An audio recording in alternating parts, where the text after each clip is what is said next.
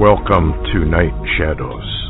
I'm Stewart Best, where the paranormal is normal, where that which you thought you knew, you didn't, and where the future can be known if you know exactly where to look. Well, tonight we have Larry Taylor with me, and we hope to really have a good show of, I don't know how you'd call it, maybe bad news. Doesn't seem to be a lot of good news out there. Hi, Larry. Hello, Stewart. Thank you for having me. Oh, I tell you what, we're getting a lot of comments on these shows. People really seem to like the conversational end of it, and of course, we've known each other for years now. Where do we start? Do we start with this possible murder of Supreme Court Justice Scalia? You want to get into what you sent me by email here a little bit? Yeah, we can do that if you like. It's one of the hottest things on the burner right now. And as a matter of fact, I was listening to Lou Dobbs this evening on Fox News, and he was remarking how such an important individual would pass away in his sleep with no apparent illness. I mean, none. And then it's just unbelievable. When you have and of course this was in Texas. Now I was a peace officer in Texas and Oklahoma for years. I worked a lot of cases where they sent you out to unattended deaths, what they called it. In other words, that's, someone in a hospital or with hospice or such, if they passed away, they usually rule on that. But if it's a death that is unattended, in other words, no one's there that can testify or give witness to what really happened, there's always an autopsy. This is always investigated. The sheriff, local sheriff, or the police are called. Sometimes the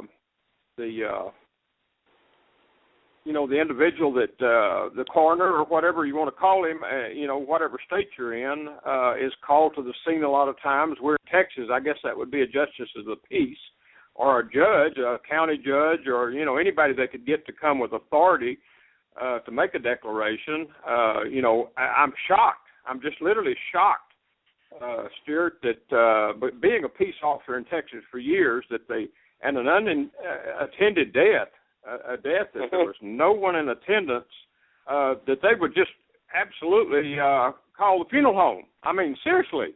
They didn't call 911. Yep, go ahead. Keep going. I was just going to say they did not call 911. And who was the guy that ran the ranch? How could he declare someone dead? How would he know? I mean, really. And then when you've got somebody that died of no apparent causes, and they say they found a pillow on his head and his arms crossed like he, Stuart, over the years, I went to a lot of, death scenes and worked investigations. And, usually when somebody quits breathing, for one reason or another, the body will struggle because the body wants to live. Whether whether it lives or not doesn't matter. The body struggles to breathe or function. And so you always see something in a bed that would indicate the body moved. But to someone to report that somebody was found dead with their arms crossed like you're in a casket, you got to be kidding me. Well, and they said also that the bed was messed up. I guess one could say it wasn't messed up at all. It was it was unruffled. No wrinkles. I mean, what was interesting too was there were some rumors, and this is what's shocking too, Stuart, is why that he did not have his security with him. I mean, these people are all given security. I mean, they're supposed to be with you 24/7, and they were not there. Kind of called off. Not there. Yeah, they were probably called off like the Kennedy people were called off just before the assassination of John Kennedy.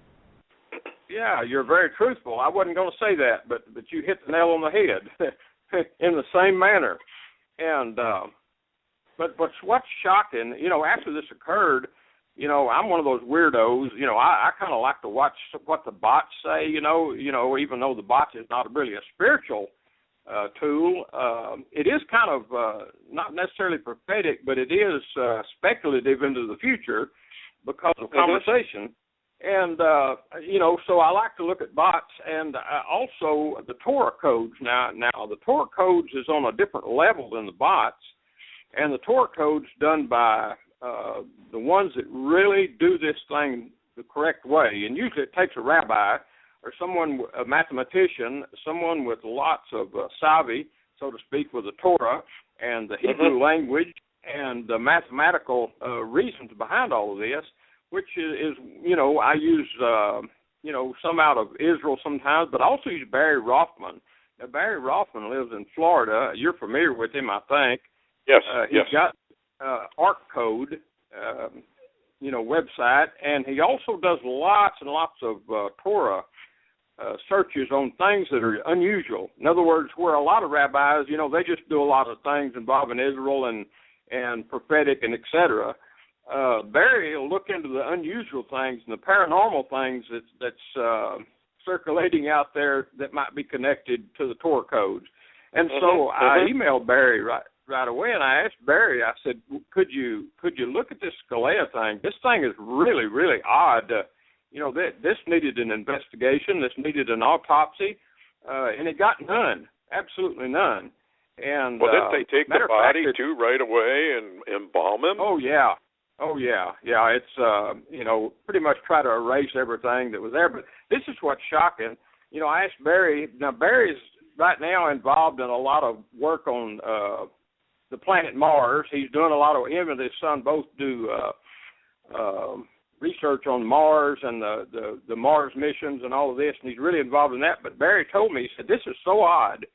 He said, I've got to just do a quick code for you if I can.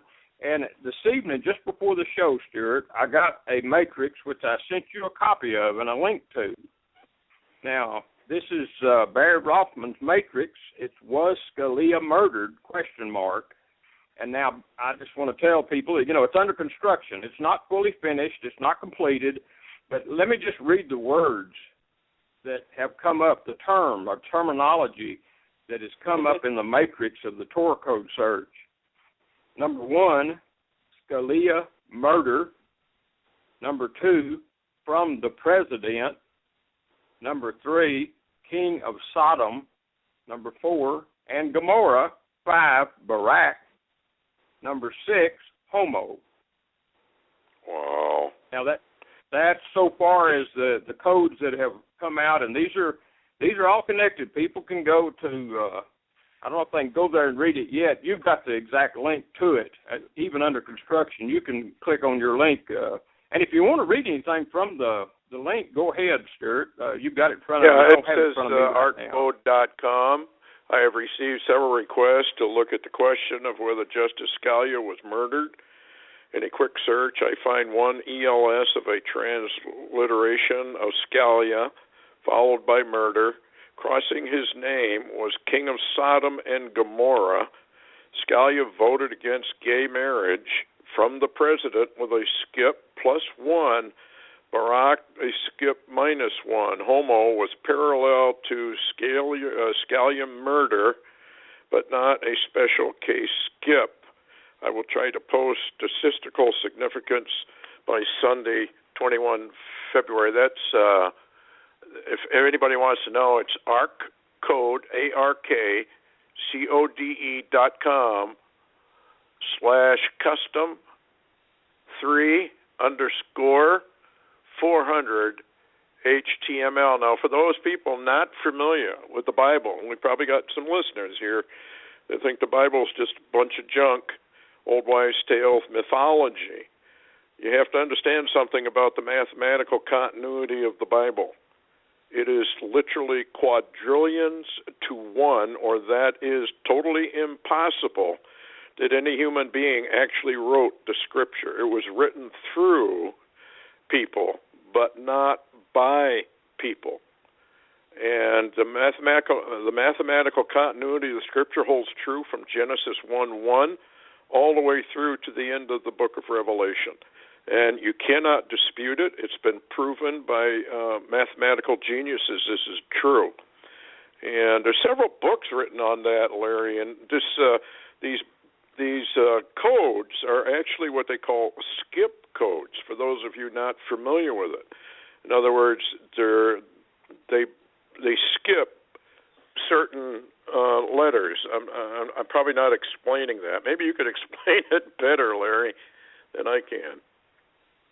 Well, like if you look down on the matrix that he's got there, he's talking about the ELS, which is the ELS transliteration of Scalia.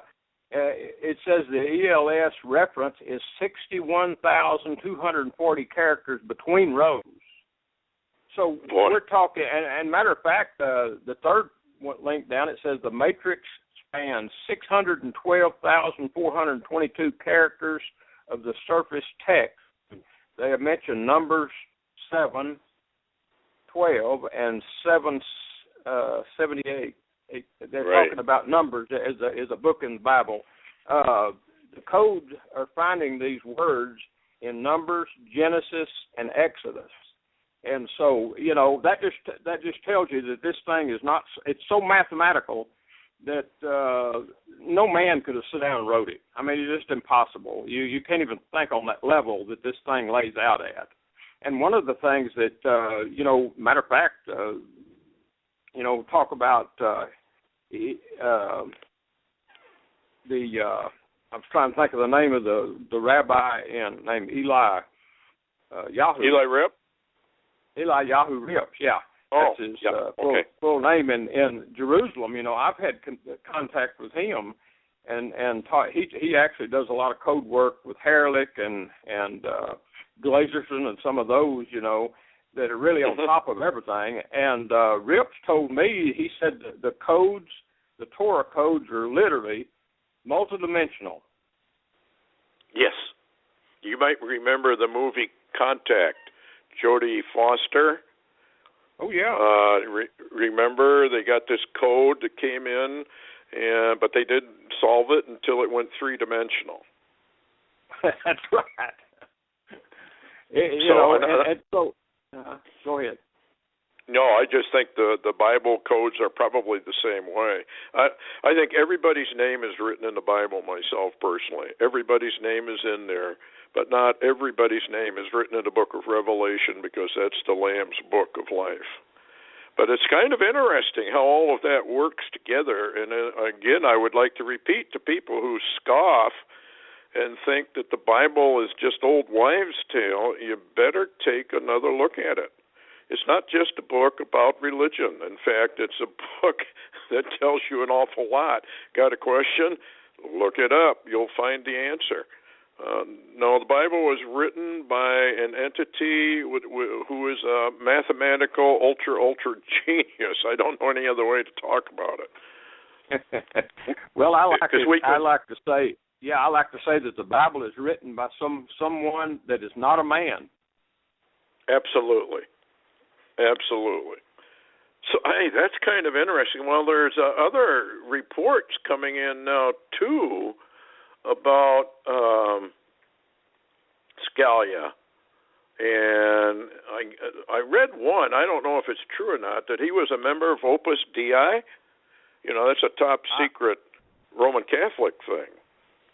Well, from what I could watch, I watched a little bit of his repos in the Supreme Court today, and some of the conversation that was going on, and some of the remarks was that he apparently was very deep into that, the groups, the different groups and religion, the Catholic, from what I can tell, and one of his sons is a priest even, and so he was a very, I guess you could say, multi-layered individual. I'll put it that way. Very complicated. It is, and of course he was extremely conservative, and this is going to change everything in the United States. And I don't think there's any question in my mind when I first heard about it that he had been murdered, because he was going to hear some key issues that are Obama's favorite issues that he desperately needs to get past.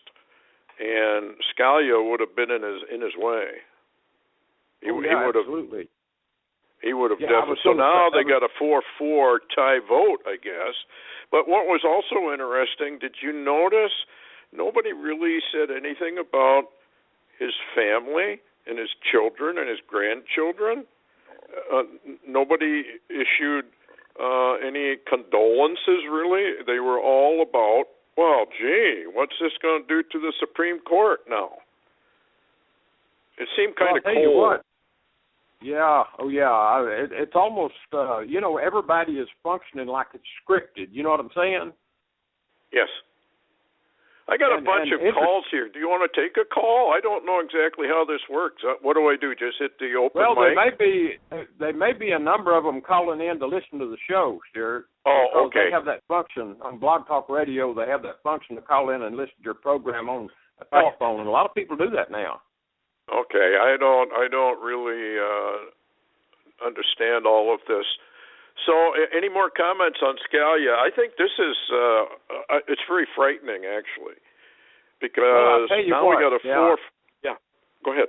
I was just going to mention, and I'm not telling anybody to believe me, but I was just going to mention. I was reading after we had talked. We talked a number of times, and in Jeremiah, Jeremiah 51 actually. You quote that a lot, and let me read it out of the King James Amplified here, verse 8, Babylon is suddenly fallen and is shattered, destroyed, and starts to be well for her if you do care to, take balm for her, incurable pain, if she she may be healed. And then in verse 9 it says, we would have healed, and you read this a lot, you quoted it a lot, you said, we would have healed Babylon, but she is not healed. See? And I was thinking, Stewart, there's so many out there right now that's trying to, either through the elections or through, Congress or the Supreme Court, or they're trying to put a salve or a balm, or they're trying to work something out to heal Babylon, if you know what I'm saying. And as far as I'm concerned, Scalia basically was what I would call a restrainer of evil to a degree. Now, he he blocked the climate change deal of Obama recently that was really important. That's a biggie. That's really a biggie because the rich men are involved in that one. And he also had caused problems, with the Obamacare, which is really more than we even know yet. And a lot of this was futuristic. Some of these, this climate thing and the Obamacare had futuristic parallels to it, and things that would work out in later years we don't even know of yet. And he was restraining a lot of that movement. And so to me, I felt like that a restrainer had been removed, and that would open up this evil to move forward at really an accelerated rate. And I hate to say that. But I was thinking, if we would have healed Babylon, and Scalia could have been part of the restrainer and healing, but then now the Scalia's gone, taken out, removed, the restrainer is no longer there, and we would not heal Babylon, because really the way to heal it would have been, through the Lord that created it, so to speak, not Babylon, but America, and the righteousness. But, that's been removed, and so to me it just looks like Babylon is not going to be healed. And, I know everybody's looking at the elections, and they think that's going to do it, but it's so chaotic, I don't even know if we'll have them. I would question whether we have, but I've often wondered, time past, I always thought the Lord, frankly, would move a little faster. You and I have talked about the delete button. We might have hit it long ago, but he's a very patient Lord, so we're still around. But, this movement, get back to the Constitution, get back to the Bill of Rights. We've got to get back. Well, Ron Paul came along, and he's a doctor, he's a healer, and the American people wanted nothing to do with him either. Now Donald Trump's come along, and I'm not exactly fond of Donald, but he's got some good ideas of getting America back on track. It seems like the American people don't really want things to change. They say comes along that really could do something like Ron Paul would have been able to do, he doesn't even get 5% of the vote. So yeah, it's almost like the masses in America. If they can't heal Babylon their way, it ain't going to happen. And so I suppose it ain't going to happen. Yeah, that's a good way to word it. No, I think we've become the cage of every hateful and unclean bird. Book of Revelation. The Babylon is fallen, and we're in a rapid free fall at this point. And was Justice Scalia gone, who's next? Could they target another Supreme Court justice? I think we're in the times of like the movies, where, what was the name of that movie? Oh man, I'm getting old, Larry, getting senile. But it was Omen, The Omen. Remember, and everybody got kind of killed around that if they came against the leader. So I'm curious. Some rumors. Yeah, there are some rumors out there, Stewart, and now I want to say again, these are rumors. But there is some talk out there that this also was a warning to Thomas, the Supreme Justice Thomas. Oh, okay. And also there are some rumors that this also was a message to Trump to watch out. Well, if I understand, did the Pope not come out and say you're not even a Christian? To Trump? Yeah. Wasn't that shocking? Well, and this is what's interesting. Yeah, this is what's interesting, Stewart, and I want to get your comment on this. Obama first came out and attacked Trump in person, and then the Pope followed him up and attacked Trump. And remember, those two have kind of been chummy a little while lately. Well, of course, they shook hands on 9/23 to kick off Agenda 21/30/50, which is a total enslavement of the United States. And the Pope is more of a politician than he is a religious leader anyway, in my way of thinking, because he dabbles in the political field more than he does in the religious field, it seems. So if he can come out and say to Trump, well, you're not even a Christian, how many Roman Catholics are there that are going to believe the Pope? So this really damages Trump's ability to get elected, which is, the guy's a globalist, and Trump is not. Obama's a globalist. You've got Reid, Pelosi, all these guys down there in Congress. They're all globalists. They're New World Order boys and girls. They really want this New World Order. That's what we were talking about in the book Babylon Down. It's incredible what's going on in the American. What's more incredible is the American people are just sitting there twiddling their thumbs. It's like they either don't care or are too naive or biblically apostate. They don't even know what's happening around them, which is exceedingly dangerous because they can bring this stuff in. It's kind of like this Oregon thing, which kind of petered out. But I personally thought the Oregon thing was directly related to Agenda 21/30/50, and they were going to try and stir up some trouble, but nobody showed up to stir it up too much, so they just kind of petered out and got arrested. That's very true. That's very true. And I've said all along, where in Jeremiah it talks about ruler against ruler. Yes. I've almost just come to the conclusion that the American people are never going to do anything but, well, maybe they'll blog and maybe they'll Twitter. Maybe they'll Twitter all over, but it's actually the rulers that are going to be fighting, and I think that's what we're beginning to see really play out, Stewart, whether it's the elections or whether it's Congress or the Supreme Court or the so-called presidential administration.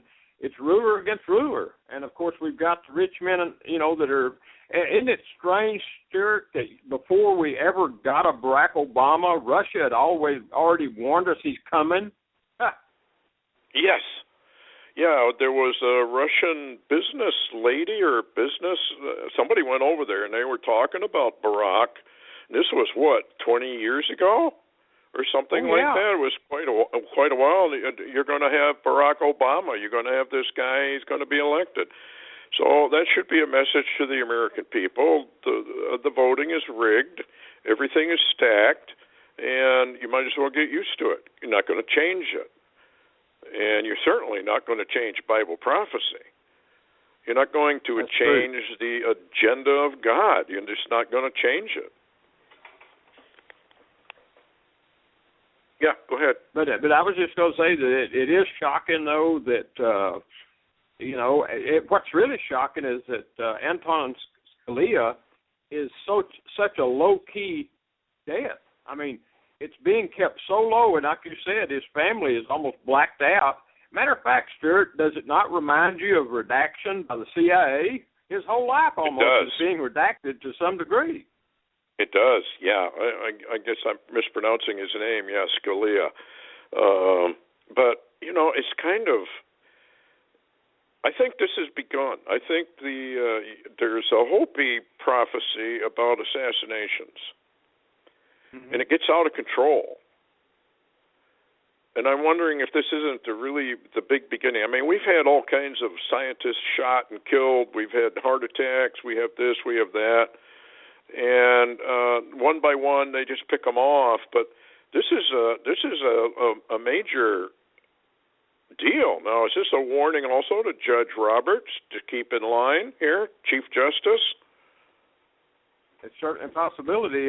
That's what I was looking. I'd like to know what the bots might have said about the incident, but I don't have that data. But interestingly, there's a lot of talk out there that this was a warning to other people, even more so than, it served a good purpose because it removed him to open up to Obama and his people so they can move on with what they've got. The liberals need to take over.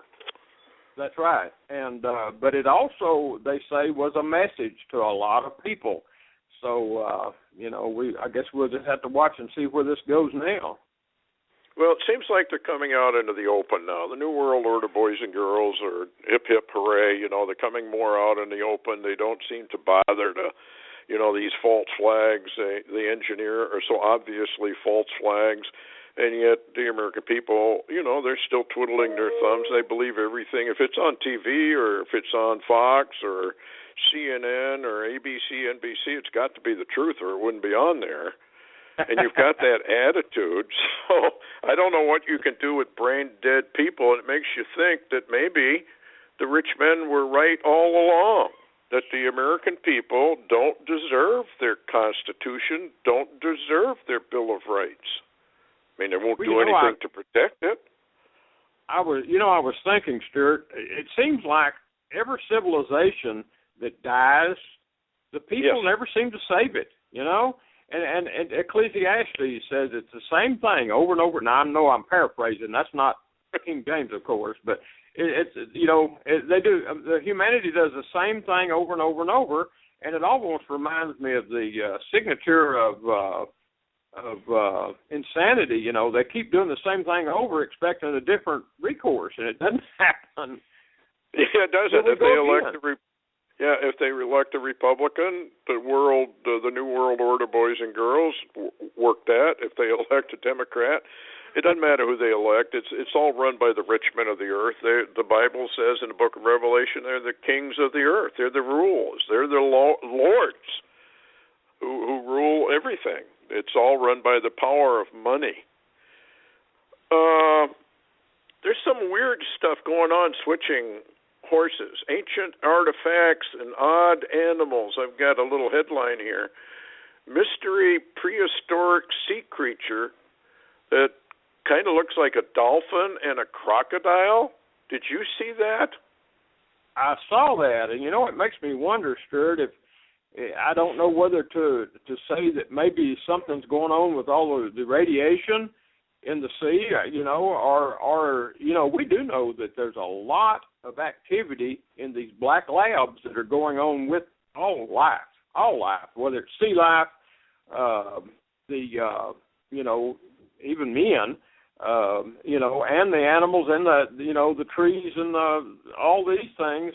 interestingly, when we had the flood, everything in the sea, it survived, because it was in the water and it survived. But, and if you look in Zephaniah talks about another destruction that comes, and this time the sea life don't survive. They're taken out also. So maybe we do something, or when I say we, I talk about, of course, the fallen ones and the leaders. Maybe we do something that so corrupts, not only the Adamic race, but every single thing on the planet. I don't know. Well, we are, and we're fooling around. They're decoding the DNA and they're recoding it. And when you get to that point, the fallen angels back in the book of Genesis, everybody talks about Greek mythology, and I've always thought, all the weird creatures, and everybody says, well, that was just, mythology, couldn't possibly be true. Well, now we know it is true, that they can produce men with bodies of a horse or whatever. They can do this. And we're beginning to watch that come to the fore, and this creature, that could well be a lab experiment, like you were saying, or it could be radiation. We have a massive die-offs going on the Pacific. It's got to be radiation orientated to me, anyway. Why else would you have this massive die-off of just about everything? Oh, yeah, everything in that, matter of fact, they're detecting, and of course they're keeping it very quiet, but, they're detecting radiation levels coming from the West Coast headed to the East Coast that are just massive. I mean, Fukushima is just absolutely a horrendous nightmare. And, of course, you pick up a paper today, you don't even read the word Fukushima. So what about it, and where's it at? Maybe some people may think it's in Norway. I don't know. Well, probably.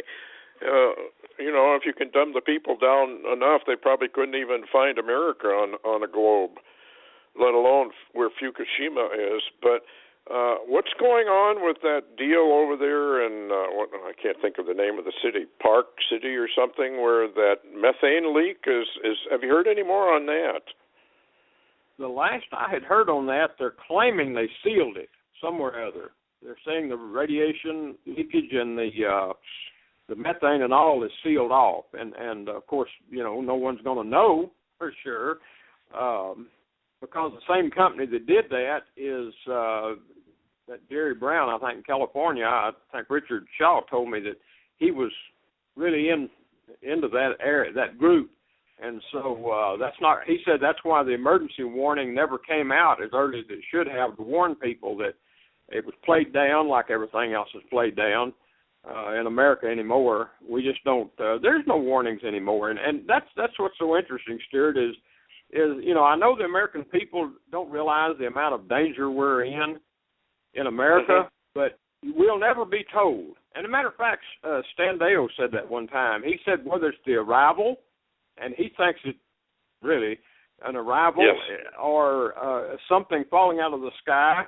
Or he said any of these things that happen, he said, you won't be warned. He said the government will not warn you. They want you to keep making your dollars in taxes up to the last moment you breathe. Yeah, even in a nuclear attack, I think the official policy is not to warn anybody. That they'd be, well, it's, how do I word this? It's kind of like a massive hurricane. The people, they're not apt to do anything but until the last minute. Then they go out on the throughways and they clog everything up. And everybody gets washed away that's out there. And I think maybe they figure that, even you'd have maybe 20-minute warning from launch to wouldn't be much. Yeah, so wouldn't be much. Why warn anybody? I think that's their attitude. I'm not saying I agree with it. I'm just saying I think that's their attitude. Say, did you see this new thing, speaking about anomalous activities and paranormal, the new Nazca lines that they discovered in Peru? I saw that. That is really incredible. The more you see of this stuff, the more you begin to realize that, we don't know anything about our past. And they're certainly not going to tell us. There's no way they're going to tell us. Well, I'll tell you what. One time I was talking to Klaus Dohner. You know, he runs a museum in Vienna, Austria. Yes. And he has a lot of what you would call out-of-place artifacts. In other words, you know, he told me one time, he said, you know, when they dig up ancient spark plugs and ancient pieces of some kind of metals and iron that we can't even purify as much as are purified, they dig them up more purified than we can do it. And he says, all of this stuff that they're digging up, he says, it makes no sense when you lay it up against a whole lot of monkeys, you know, that started this, you know. But they're very intelligent monkeys. Yeah, very intelligent monkeys. But what he says that's why. He said, because everybody on the planet has been sold this label of goods that we came from, well, I guess you could go back to the primordial slime, you know, and we're not very old anyway, but we came from that, and so our ancestors, if we had any, they just would have a rock or a stick in their hand. I mean, that's the extent of it. So if you dug up anything like spark plugs that may be thousands of years old, well, that's impossible. So what they do is they hide everything, they cover everything up. Any data comes out on it, they try to hide it, and that's why out-of-place artifacts don't exist. Is because I interviewed Klaus some time ago. I put it on a conversation, so I'm going to post that on Night Shadows. It was very interesting because he's dug up some of these giants as well. You know, again, you know, they had a YouTube some pictures, and I'm sure they're correct. A lot of disinformation on YouTube, of course, obviously, but there are some pictures there of a giant footprint, and if that is really a true footprint. Yeah, that is true, because Klaus actually sent me some hard copy pictures of some of that stuff, and he's standing there in front of it. Actually, it's Klaus himself in a rain suit, and this is real. I mean, this stuff is real, you know. But of course, this is out of place. Yeah, so they either confiscate it or they tell the people to remain quiet. You're not going to talk about this. Because if people really realized the giants were real, then, of course, that means Genesis is real, Genesis chapter 6. So that means probably the rest of it's real, and we can't have people actually believing in the Bible, so we got to cover it all up. But it's amazing, these Nazca lines. Yeah. Go ahead. Klaus Dohner's friend that is a researcher in Russia, you know, he actually went to Syria in an area they call the Valley of the Giants, and he found giant bodies. He found giant graveyards. He found, matter of fact, he found a footprint. I've got a copy. I think I sent you a copy of that footprint. Yes, you did. Yep. And this stuff is just, it's really real. It's really there. And matter of fact, Klaus brought back from, he gathered from Peru, Chile, and Ecuador, all kind of bones. But he's brought them back and actually had them tested, and they are definitely the real thing. I mean, Klaus has the real stuff. He's got where he doesn't talk anymore much. He said the attacks on him became so severe he couldn't even hardly keep an email account 5 minutes. Now, is this trolls that are doing this, or are these people that are just so much in unbelief they can't accept any of it anyway? No, it's hired trolls that a lot of the people that cover this stuff up, which is usually linked to the UN, and I'm speaking as in United Nations. People don't know that, but they actually have people that watch over these locations, and especially all these ancient locations where petroglyphs or ancient writings are. But they shut you up. I mean, they attack you and they shut you up, and well, that's part of the battle we're in. Well, yeah, and I guess that battle's going to continue until the Lord decides he's had enough of it. Isn't that the way it works? pretty I don't think they know who they're dealing with. I really don't. No, I don't think. I sent you a link. I sent you a link earlier today talking about. I know this is a little off the wall because it's not even on planet Earth, but I sent you a link about Mona Lisa. I saw that. I don't think that is off the wall. No, it's actually whistleblowers, and they actually they ran into so much trouble trying to investigate this Apollo 20 and some of these other missions that people said never happened here in the U.S. that actually a guy in Italy and 2 or 3 other locations did the research and dealt with American astronauts that went up to other nations so they could talk and have interviews. And they definitely said that this Mona Lisa thing, the Mona Lisa is an entity that was found in a crashed ship on the moon. On the moon. Yep. Yeah, on the moon, and they call her it. They say it's a she, but it looks like a male. And really, Stuart, I'll tell you what it looks like to me is a hybrid. It looks like a humanoid hybrid. Well, yeah, and the ship is huge. Oh, and massive. It's clearly. Yeah, go ahead. I'm just going to say it's. There are rumors that because of what, and they actually brought the Mona Lisa back, but they found other things while they was there, of course, and they say that pretty much is why we stopped going to the moon, was because of what was there, Well, I believe that's probably true. I think we were warned off. And if you look at this ship that they take some pictures of that have been leaked, you remember the movie Aliens? Oh, absolutely. Well, it kind of looks like what they found. It does.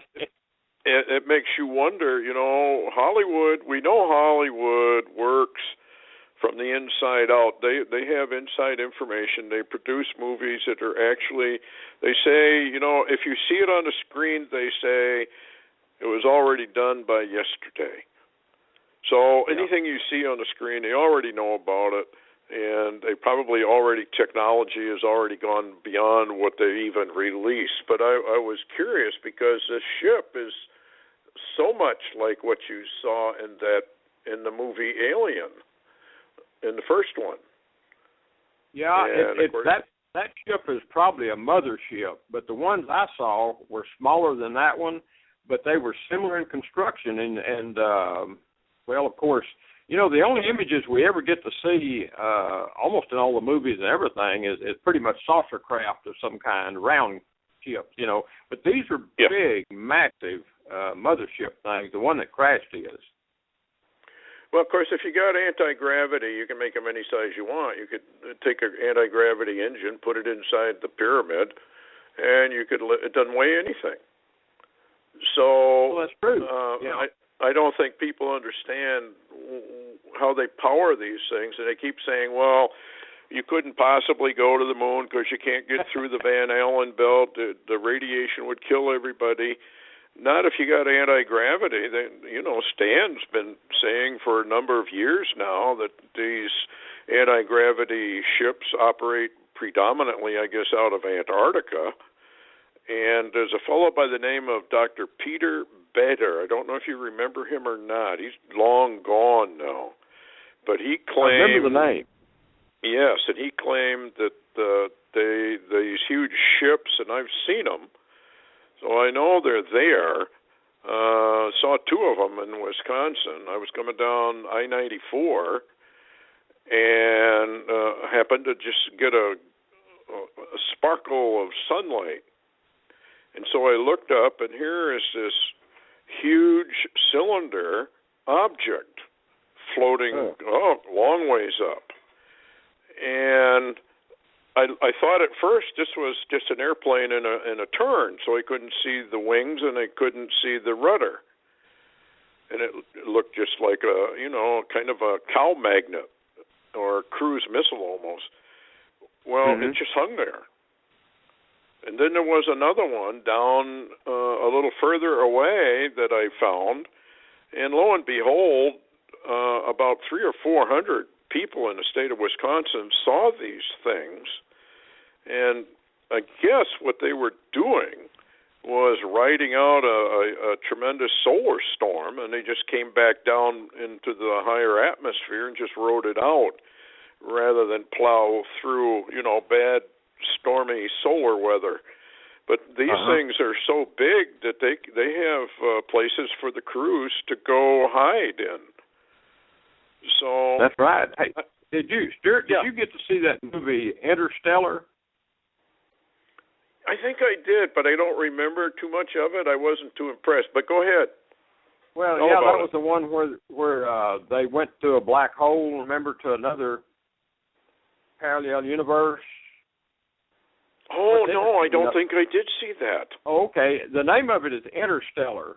It's where they had developed the technology NASA had, and then people were dying on Earth, and they couldn't grow enough food for people to live, and they actually found a wormhole, a black hole, a wormhole that would go through to another sun and some planets. And what's interesting, though, is they sent a ship, but they were working, when they began this project, they were working to get a massive craft off the ground by anti-gravity. They were trying to solve the gravitational problem to raise it.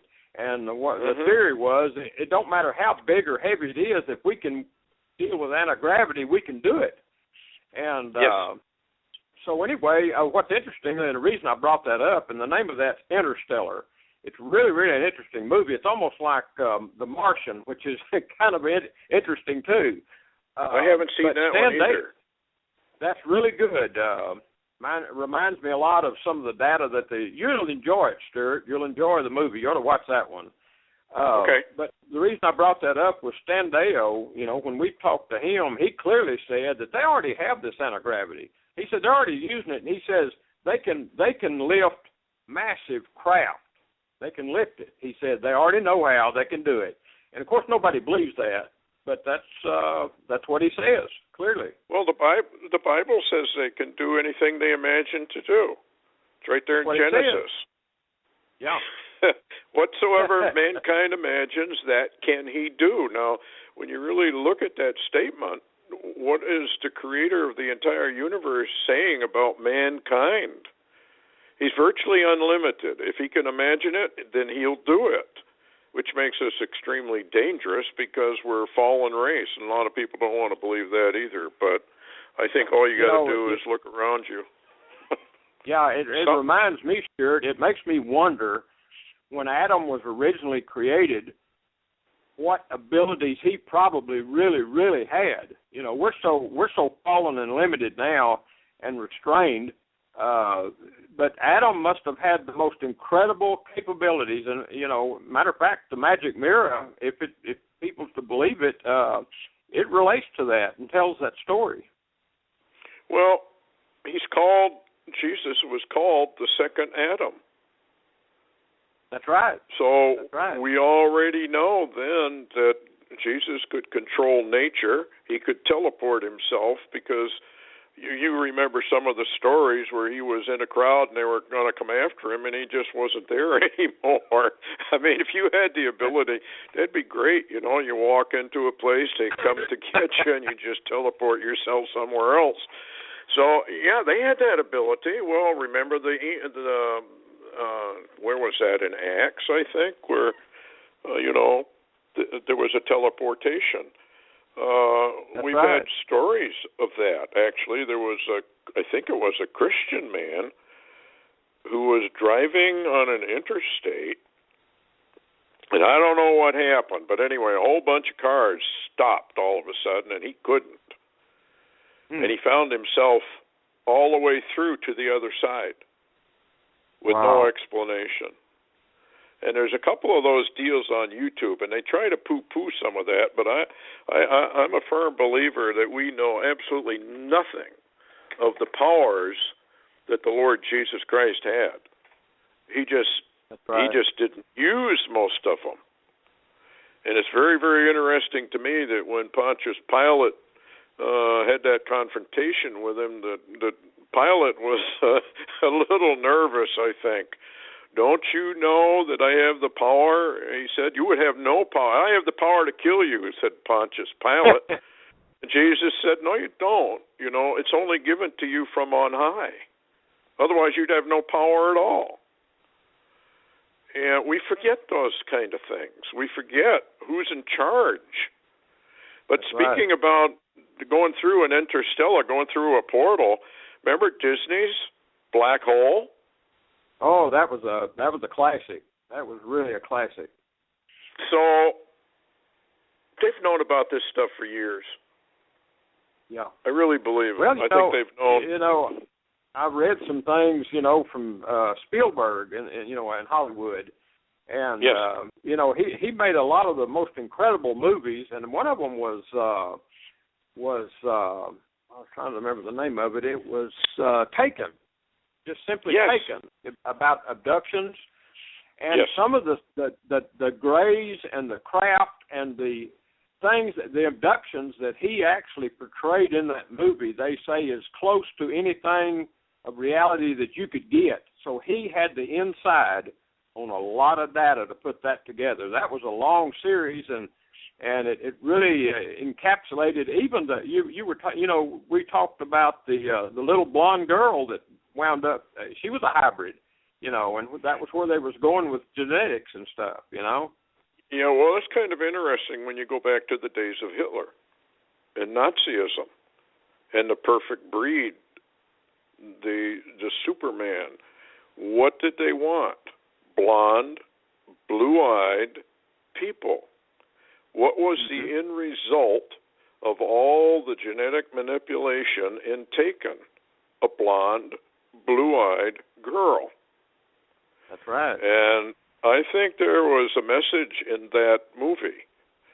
And I've always thought, and there's a book out called The Rise of the Fourth Reich, and it's about the rich guys, of course. But I see Nazism in the immediate future of America in a way that's probably perverted, but it's going to be really, really nasty. And they're following a script. If the script worked once, it'll work again. I'll tell you what. I've watched some of the movies, you know, that were made on the death camps and you know, Hitler's camps that he had for the Jews, and you know, I watched some of the real-time data, the videos that they had. Of course, it was filmed then. But, you know, World War II, the end of it, you know, where they went in and they filmed those camps and they filmed those villages of people that the camps were built there right next to the cities or the towns. And the people said, oh, we never even knew they was building such a thing over there. And they was doing all of that. And, you know, I wondered, now, how could those people be that stupid? But then me and you, we studied and we become learned a little bit, even biblically, Stewart, and we figured out stupid wasn't that bad a word. It was just common, you know, in humanity. You know, and so now when I right now looking at America, Stewart, and I really hesitate to say this, but I feel like it's appropriate. I can see now, looking back to Hitler, I can see how it all happened and how the people just enabled it that lived there. And we're doing the same thing here. What's the difference between... We're doing the very same thing. Yep. What's the difference between a German gulag, if you want to call it that, prison camp, extermination camp, than FEMA camps? Well, people say, well, there are no FEMA camps. There are FEMA camps all over the place. I mean, the American people are going to only wake up when they're taken to one of them and, you know, they're being re-educated or terminated. Right. I don't understand the total, complete blindness of the American people towards their leaders. I guess they just don't want to believe their leaders are traitors. But unfortunately they are, and the Bible says they would do exactly what they're doing. And you know, what's interesting to me, it says, well, the leaders say to themselves, well, nobody sees us. Yeah. So we can do all this stuff in secret, and we'll just launch our project for the New World Order. And by the time the stupid American figures out what's going on, it's too late. And it already is too late, obviously, I think, because we would have healed Babylon, but she will not be healed. So there you are. We're going in, and there's no way around it, and there's no way to stop it. And I've been preaching that for the last 20 years, which really got people really angry. But hey, the truth is the truth. And what the Lord showed me, He took me to Washington, and I'm not asking people to believe it was a vision from the Lord or not, but I remember it very well. I was taken to Washington, to the very halls of power, watching all these guys make their deals, and the Holy Spirit said, it doesn't matter what they do. It's over. They're done. Yeah. America's finished. So somewhere we crossed the line, like ancient Babylon crossed the line, and the handwriting on the wall. It's over. It's done. You've been weighed in the balance, and you have been found wanting. And that's where we are today. Getting back to the kind of weird stuff, Russia's top religious leader performs ancient ritual in Antarctica over Saudi Arabia's mysterious Ark of Gabriel. Now, this just came out from that ne'er-do-well, erstwhile Sorcher Fall. Have you heard anything about this at all? Well, I'll tell you, I've been watching for a little while some activity, and this is really strange. There's been contacts between Pope Francis and this leader of the religious leader of Russia, which is an Orthodox church out of Russia. And what's interesting, I don't know if you saw the data, but Pope Francis and this Orthodox leader just had a secret meeting in Cuba. It wasn't so secret, I guess. I heard about it, but it really didn't make the news much. It's interesting, though, that the Pope is involved in that. Now, this is interesting because I don't know much about the Orthodox Russian Church. However, it appears to be another type of Vatican situation, except not, in the Vatican. It has its own. And from what I'm hearing, it's really a rich church. The leadership they do well. But for this guy to be going out and going around the world, especially Antarctica and places, and making some kind of rituals, it reminds me, Stewart, almost of the shamans that made their rounds too. Remember? And the ones with the crystal skulls. And yes, this is so strange. This is so strange. Well, there is a fellow that I can't remember his name. But he swears up and down that he was chosen to something about the crystal skulls, and he was shown the future. That it's kind of like, remember in what was it, where they went to Mars and they went into the face of Mars, and all of a sudden this holographic thing showed up. Oh yeah. I remember that one. That was one of my favorites. Yeah, he claims it's the same thing. They were showing the future. He was showing what the future was. It was very, very interesting because they claim that, what was it, Indiana Jones, the last movie he did? Yeah, there was. They had the crystal skull, and then there was other ones, and they all with a secret location. Well, didn't some of the shaman men with the crystal skulls go all the way across America? Yes, they did. And I think they ended up in L.A., I think, or something for, some sort of a ritual thing they were doing. Well, in this particular thing... 2012. Wasn't that 2012 when they were doing that, when everybody was so excited about something going to happen? Well, I think we did, something did occur. There was a fellow that did an analysis of the stars. And on the morning of 2012, December 21st, I believe it was, there was a very mysterious star alignment indicating that a new age was going to begin. And, of course, a lot of people are, it's kind of like 9/23. They're looking for an atomic bomb to go off or some big earthquake, when in reality it was a handshake between Obama and the Pope, and it was a spiritual event of great significance, whereas most people thought, well, nothing happened. Actually, plenty true. did. It was just in the spiritual plane.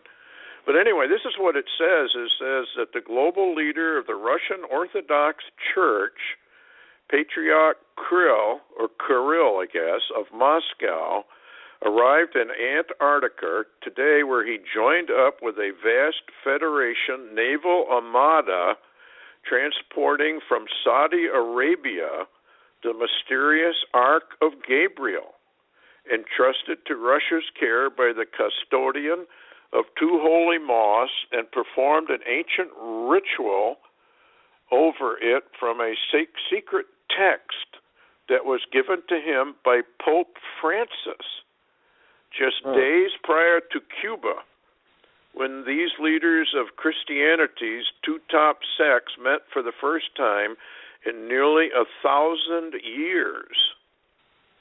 According to the Russian military report, Russia begins transport of Saudi Arabia's mysterious Ark of Gabriel to Antarctica, first discovered in Mecca on 12 September 2015 by a construction crew tunneling under some mosque, the Grand Mosque, and attempting to unearth it, were all killed by a massive plasma emission.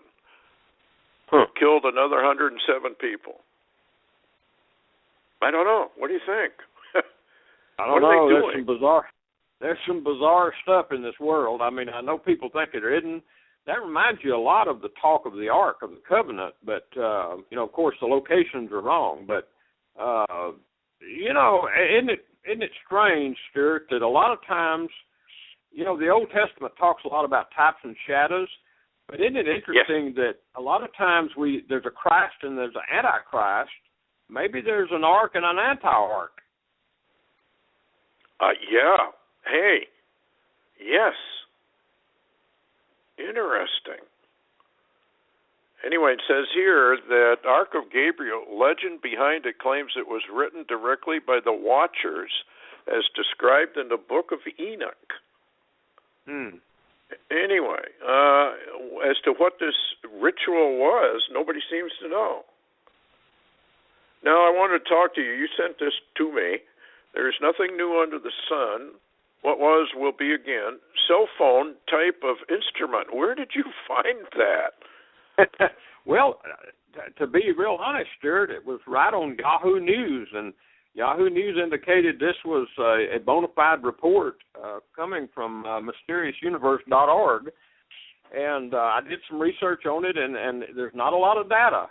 This is almost like that magic mirror thing. Now, what it reports is, if people hadn't seen it, it's on my blog, but doesn't that look like a cell phone that has petrified? Yes, it looks exactly like a cell phone. Give people your blog again before I forget. Okay. They'll either think this is strange or Larry's crazy, one or the other, but you can read my blog at larrywtaylor.org. That's larrywtaylor.org, and I guess sometimes I do fall over the edge. Very strange material. But what's interesting, Stuart, they found this at a dig. They were digging in Fuschel, Austria, for clay tablets. And they dug this up. That's what the report is, and of course the Yahoo story carried it and had the image there, and it says, "Is this evidence of alien technology? ? Or did the Anunnaki leave a phone in Austria? ? So we don't know, but Stuart, nothing new under the sun. It could have been a pre-flood. They're digging up pre-flood stuff all the time, and it wasn't monkeys. It was probably Go ahead. Go ahead. You just described it. What's interesting, if you look at the number, instead of the numbers, it appears to be cuneiform writing, which is ancient Mesopotamian. Yeah, and it's it looks so much like a kind of a cell phone. It fits right in the palm of a hand, just like a cell phone does. And I don't know. I mean, doesn't this kind of verify the mirror? Well, it really would to me. The mirror now, the magic mirror, and I just saw that again the other day. I talked one time with Jonathan Gray about that, and Jonathan Gray is a very strange individual, or he is to me. He hunts secrets, and of course, I guess he's like Klaus Dona. He's, let me say, this is just terminology only, gun shy. Terminology only. Mm-hmm. Well, most of them are. Yeah. And anyway, all of them keep their data close in hand, but I talked to Jonathan about it, and this originally information, they dug this, it looked like a time capsule down in a coal mine in Russia. It was a number of miles down, not straight down, but at an angle as they were, mining coal. And about 4 miles in, they found this, looked like a time capsule, and what they took out of it was what looked like a mirror of some kind. And when they brought it to the U.S., probably a secret black project got a hold of it. Well, a whistleblower came to Jonathan Gray, and he talked about this, and they called it the magic mirror because they didn't know what it did. Because I've sent you the data on it. You read the report. Yes. What it did was when they were tinkering with frequencies in another building, it turned this mirror on, and it started. And not only, and at first they only thought it was a language they couldn't read. It was a scrolling language that they couldn't read, and that was all. But then they found out later, we'll go forward a little bit of time, they found out this appeared to be ancient Hebrew, and also they found out there was incorporated in this was images like photographs. Incorporated in this was also some type of audio type, and it almost sounds like a modern iPhone. And we just now got to that level, And this was in a coal mine. And the whistleblower was scared for his life about talking about this. And Jonathan Gray, who put this out originally, this whole report, Jonathan told me that he was not going to release any of this data any more than the initial report until he could do a video. He wanted to actually do an expose DVD with his name on it. He wanted the trademark and all of that, and I've never seen that yet, so that hadn't happened, I guess. But what's interesting, Stewart, it had to do, they found out this is, it talked about Adam and how that everybody right after Adam had a glow for a while, but then this glow began to wane, and they began to not be able to do things like teleportation and stuff like that by thought. It wore off. And a lot of the people, they actually had to start creating technology to take the place of the abilities they originally had under Adam. So I don't know. It's pretty bizarre, but it does make sense. And then when you look at this phone or cell phone looking thing, a communication device, an ancient one that appears to be petrified, what can I say? We're in a pretty strange world. Yeah, it is definitely some sort of communications device. I mean, there's no question about it when you look at it. Probably we'd have no idea how it worked, but, it's like when they go down into these coal shafts and they find plastic dolls and that sort of thing. Oh, yeah. It's just amazing that, they hide all this stuff, but, the Lord does say He's going to reveal everything. So maybe this is just part of this revelation, because this should be sending shockwaves throughout all of archaeology, wouldn't you think? I mean, this totally destroys their entire concept of where we came from, and, we came out of monkeys and Neanderthal man. Well, that's true. It reminds me a little bit, Stuart, of the movie Stargate, in a way, Yes. I don't know. The whole thing is so strange. It makes you wonder where they get how they are even able to write a script and the technology to put that script together into a movie to reach the level of what we're talking about. Because a lot of this is like, we're talking basically, they in Stargate they found some of this stuff buried, in Egypt, and some of this is apparently really pre-flood, reports that they're making movies off of. I saw a picture which purports to be real, and it definitely looks real.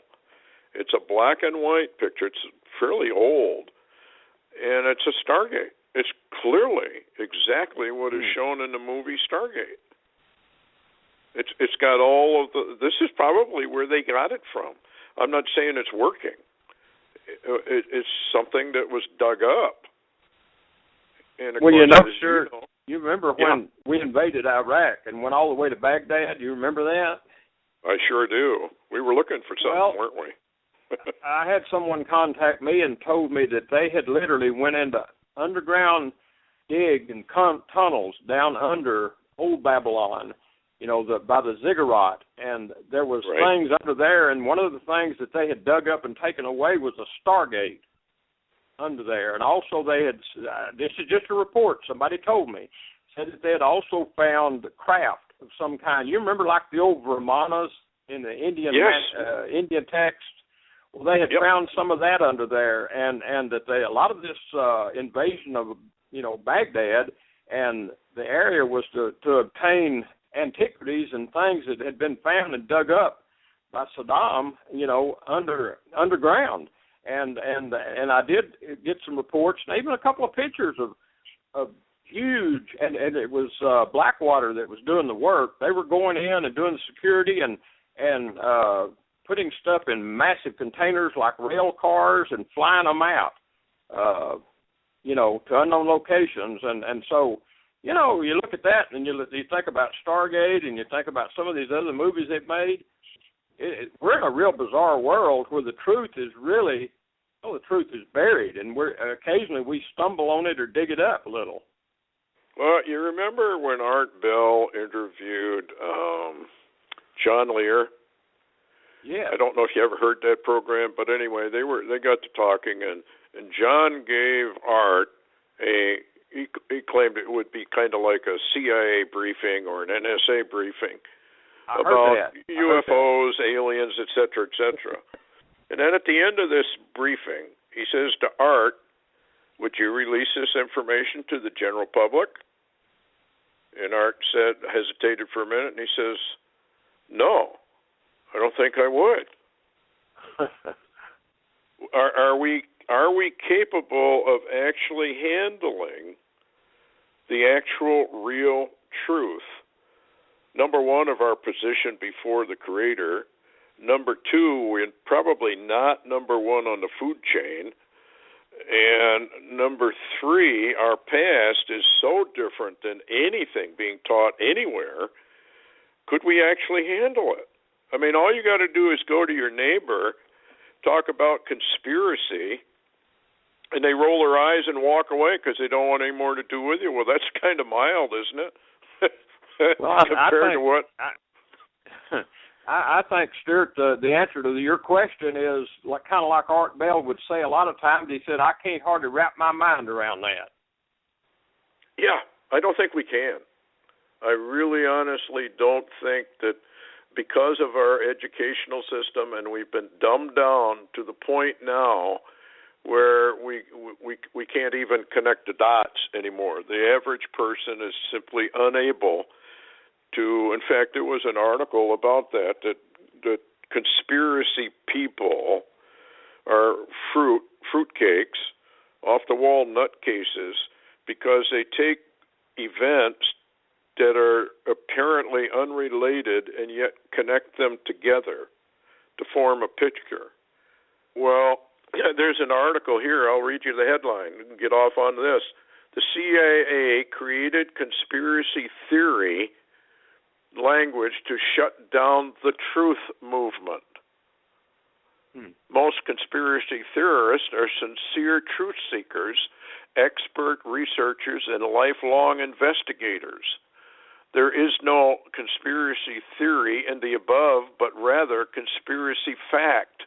But in order to control the masses, while the elite puts a rope around their necks and chops off the legs of the chairs they are standing on, they had to convince the population that any facts other than government facts were part of a large conspiracy theory that was totally false. Hence the report from Iron Mountain, silent weapons for quiet wars, protocols are all lies, frauds, and people who thought they were real, just off-the-wall nutcases, It does not matter if what is in the reports is being carried out to the letter.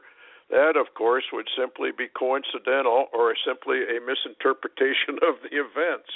So no matter what you say, no matter what you bring out, evidently the people are so shocked at what is brought to them, they can't handle it.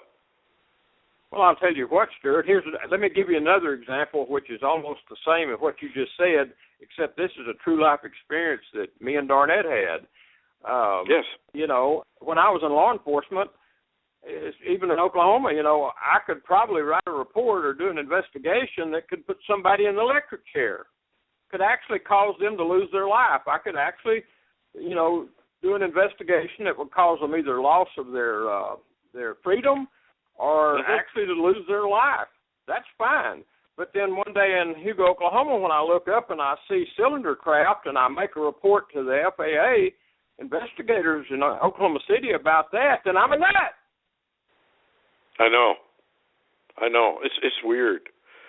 But, you know, when I was a professional pilot, as you know, for years and years, and in the manuals that we had to carry on board, there was a whole section devoted to the reporting of UFOs, unidentified flying objects. Well, I never knew too many airline captains that would report one, even if you almost got run over by one, because it just caused too much trouble. That's right. That's right. You would be essentially removed or demoted if you reported the real truth. And, you know, it's kind of like Dr. Greer and his disclosure project. How many people have we got now coming forward and telling all of this, and yet they will not do any congressional hearings on it? They won't. You know, yeah, I know, Stewart. Wasn't it No Eyes of all people in the whole world that said that they would actually have to reveal themselves, that we will never. Yes, she did. She said that there would be no revelation by any government, that these people would just come in and quit playing games, as she said. They all play games.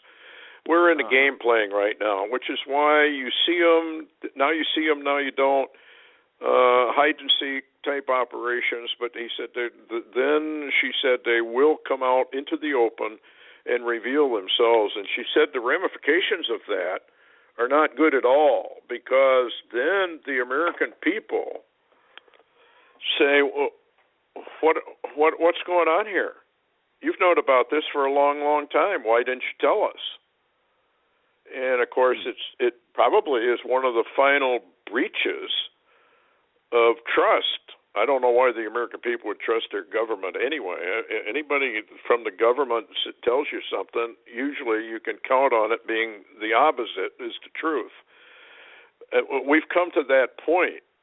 But in this particular case, where you remember what happened with Project Red Star.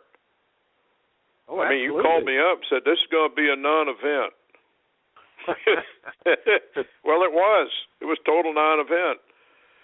But do you know what we found out later, though, Stewart, was the fact that there was a real Project Red Sun ongoing, and we didn't know that. It was a deep project in black, just black. Yes.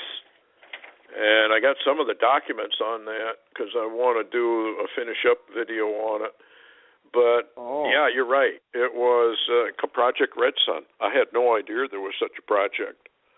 But I do remember one of the people who got our DVD documentary took it to NASA, and he was told, you're not supposed to know anything about that. Where did you get that? So there you are. It's kind of like when I produced Iron Mountain Blueprint for Tyranny. One of our people took it to Washington, showed it to a congressman, and wanted him to get back to him to see if there was any legitimate thing on that. And the congressman gets back to him and says, yeah, it's real, but it doesn't make any difference anyway. In other words, you're not going to stop the report from Iron Mountain. they're implementing it. Yeah. They're going to do it. In fact, they've practically already have. We only got a few more pieces of Iron Mountain, and it's all done anyway. Oh, yeah. Which is basically what he was told. So, I don't know. What do you do with all this? Well, and it shocked me, Stuart, when you remember John Lear took a copy of that Project Red Star to Art Bell and actually asked Art about it. And Art said, yes, I know all about it, but we can't go there. Yep, can't talk about it. Or wouldn't talk about it. And so it makes you wonder, somebody is putting the fear of the Lord, the earthly Lord, with a little L, into these people because they're afraid to talk about hardly any of this stuff. And I've never been able to figure out why, because you're not going to stop the Lord's agenda. He says, look, my arm is stretched out upon the nations, and I'm going to do it. And who's going to stop me? So there's the answer to all the rich men. You're not going to stop the Lord. He's going to carry out his agenda, and we are approaching, I think, the very end of it. I think we're right on the very cusp of big things happening. Talking about that, have you heard any more news about the destroyer? Planet X. I'll tell you, I sent you something, I believe it was from California or Florida. I don't remember which coast it was on the other day, about the sun and what's being seen, and some of the images now that are being seen, that they're simply not, they're not at all glares. They're not a glare on the lens. Yep. And you can tell it because other things are, even the clouds. One of them, it showed the clouds coming between this object and the sun and the earth, and the one recording, and they would block it out for a minute, and then the cloud moved on, and there it was still. But what I'm seeing, or what I appear to be seeing in this, of course, very few people believe it, but what it appears to be, that object is larger now over the sun, and which means it's not bigger or getting bigger. It means it's getting closer to our sun. So and that's been some weird events, I think. As this thing closes in, we're going to see more and more Earth changes. We're going to see all kinds of things. But, this people don't want to believe, but I think you can find it in the book of Isaiah. It's in Jeremiah. And it's in the book of Revelation. The destroyer is real, and it evidently is the Lord's way of, dealing with planet Earth. And, when Solon went to Egypt, he was told by the Egyptian sages there that, the Earth has undergone multiple catastrophes that wipe out the civilization that's there at the time, and then mankind has to rebuild and start over again. So ancient mankind had, when we were talking about the mirror, the golden mirror, and then you got this artifact we were just talking about. So obviously they had the technology. What happened? That's right. They got wiped out. So we're just on the cusp of transitioning into a new age. And that entails, unfortunately, a polar shift. Have you heard any more from the Inuit about, they claim there's a big wobble going on up there. They've notified NASA. Yeah.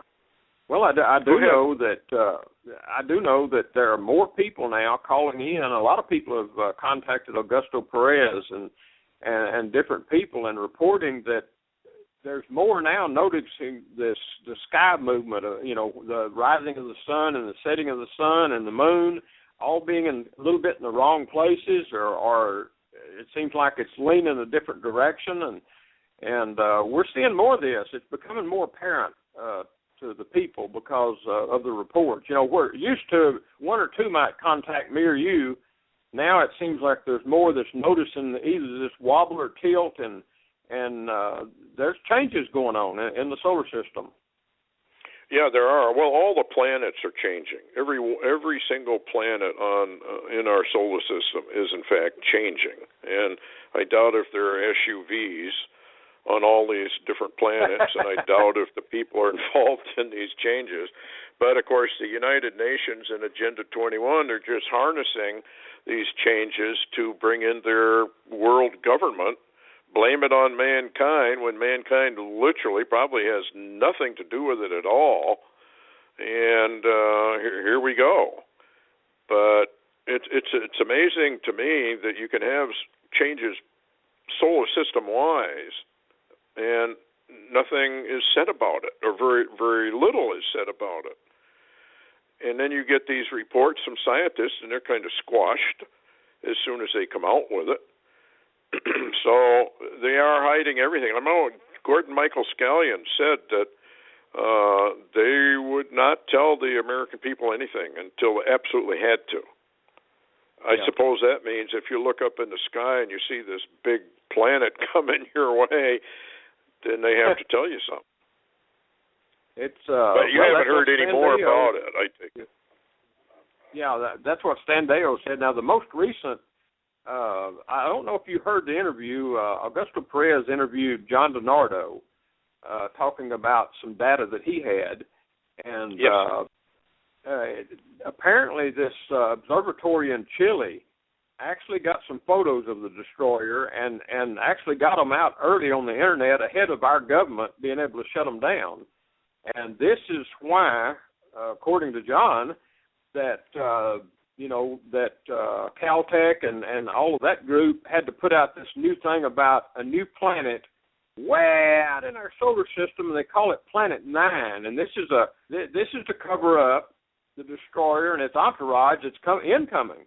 And they've had to implement this plan. And of course, we talked in a recent program about an old science fiction movie called Plan 9 from Outer Space, which makes you laugh a little, but they pulled it out of that situation, and they call it Planet 9, and that's supposed to kind of cover up the incoming, that maybe there's a really big one out there the other side of Pluto, if people are beginning to spot something, maybe they'll think it's Planet 9, just an extension of our solar system. Yeah, well, it's kind of like anything else. If they can plant disinformation, get the people to believe it, then that's fine. Or they keep popping off with, there's nothing to it. There's nothing to it.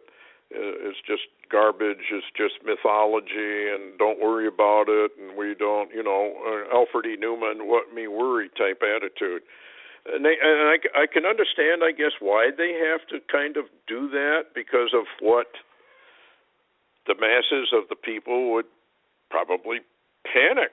I mean, they're certainly not going to pay any attention to Jade Helm or the military if they know they're going to die in 30 days. Well, so you remember that movie that's kind of become a classic now called Knowing? You remember that? Yes. Yes. Remember when they started warning the people on the television screens to get below ground? It was over. I mean, the minute people found out something was coming, everybody went bonkers or just didn't care anymore. And, well, you could forget taxes or the IRS, that's for sure, and the government runs on that. Let's move on to what's going on over there in the Middle East. This does not look good. Oh, man. This particular Turkey and, What's the latest? It's really absolutely serious. What's going on over there? And a matter of fact, you remember? I can't remember. I think it's the prophecy of Balaam or something like that. It's an ancient prophecy about. It said something to the effect when you see, and I don't have it in front of me, so I can't read it. Augusto's got a copy. It talks about when you see Russia take or move. Towards Constantinople is the term used, but of course Constantinople today is Istanbul, Turkey.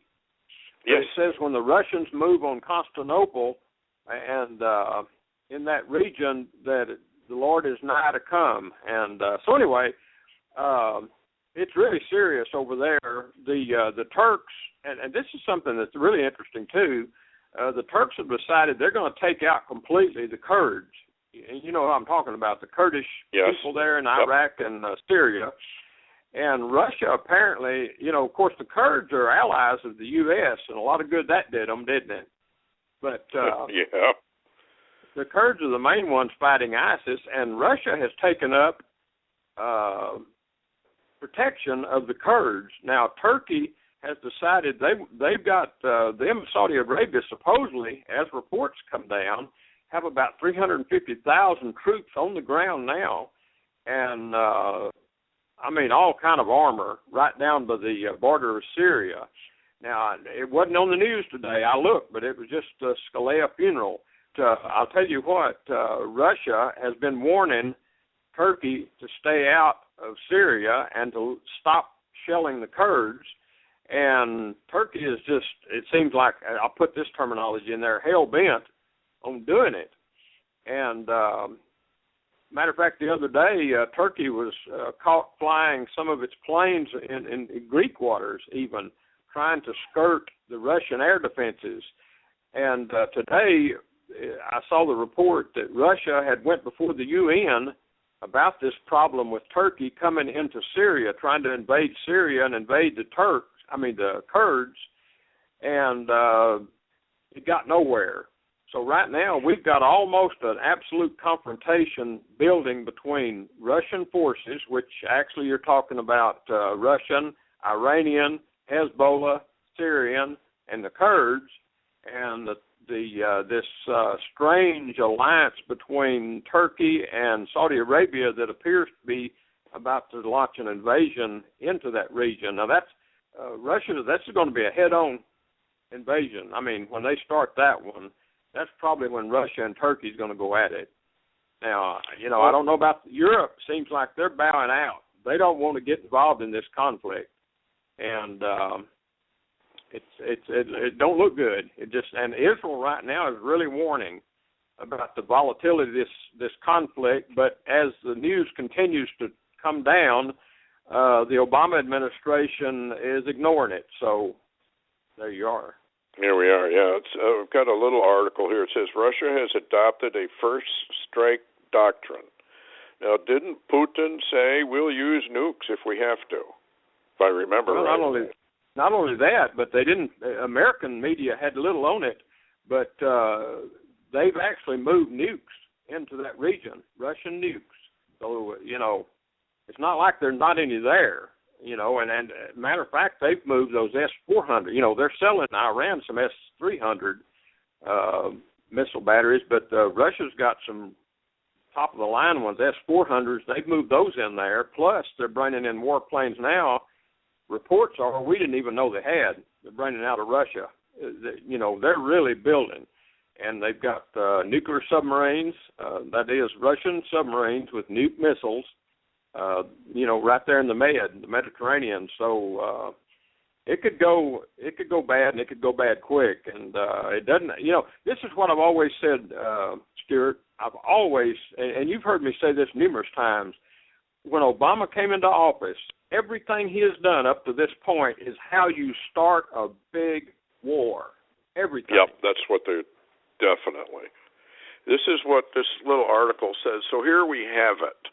Russia now faces being overrun in Syria starting approximately 18 days from now. Well, he's talking towards the end of the month because I'm not sure exactly the date this was issued. The only possible way they can stop 350,000 ground troops backed by 20,000 tanks is to use tactical nukes. Their formal policy is to do exactly that.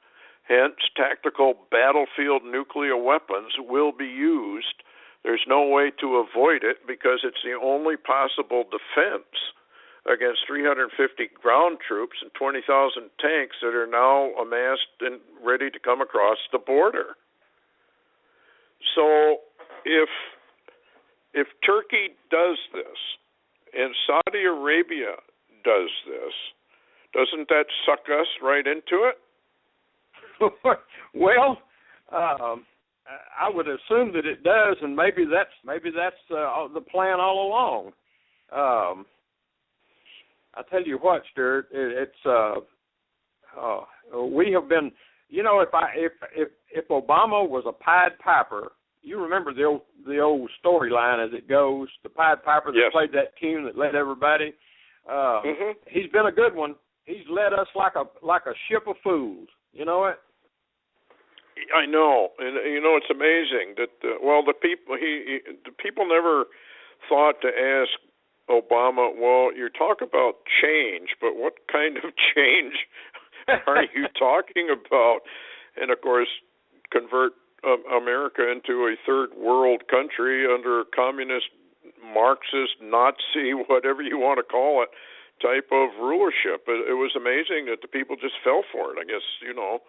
But this thing, if Turkey and Saudi Arabia go across that border, does that not mean that, how do I word this? If nukes are starting to be used, I don't see how we can stay out of that. I just don't see how, because we're the ones who created ISIS. We're the ones who created ISIL. Remember when Putin went before the United Nations? He said, "Don't you realize what you did?" Yep. And would not Turkey and Saudi Arabia that'd be a totally illegal operation from start to finish? Russia's there because they were invited there. So they can take the high road, and of course, by going to the United Nations, like you said, they did, and got nowhere. Then again, Putin has taken the high road, and he's covering his tracks. And he's got China. What people don't realize, he's got China right behind him too. They're behind all of this too with Putin, and they've even got a ship and some troops and jets in Syria fighting, and people act like they're not even there, but they are. They're absolutely there. Yeah, and Russia has. I don't know if go ahead. I was just going to say, remarkably, they're showing today. I saw on Yahoo News an image of it appears to be a satellite image of an American F-35, our brand new warplane, sitting in China on an airport. Really? And people are wondering what's China doing with one of our brand new fighter jets, the new one that just came out. Well, of course, Clinton, he was big with China, remember? I don't think we know anything at all about what the deals are made behind closed doors. They probably, and you know, when you talk about military intelligence, a lot of our military wear, as I understand it, the software and all the hardware, primarily came from China. And we put it in our military equipment. That's smart. I mean, you know, don't you have to be some sort of an idiot to do that? Are they thinking that China would not put in back doors so that they can terminate all of that? Yeah, that also fits the terminology of insanity, doesn't it? Doing that. I just can't believe our military's that stupid. Well, of course they don't read their Bibles. Our military, from what a lot of the old generals are saying, our military leadership has been purged, and it's full of Muslim Brotherhood folks. So hey, we're compromised. People don't have any idea how compromised we really are.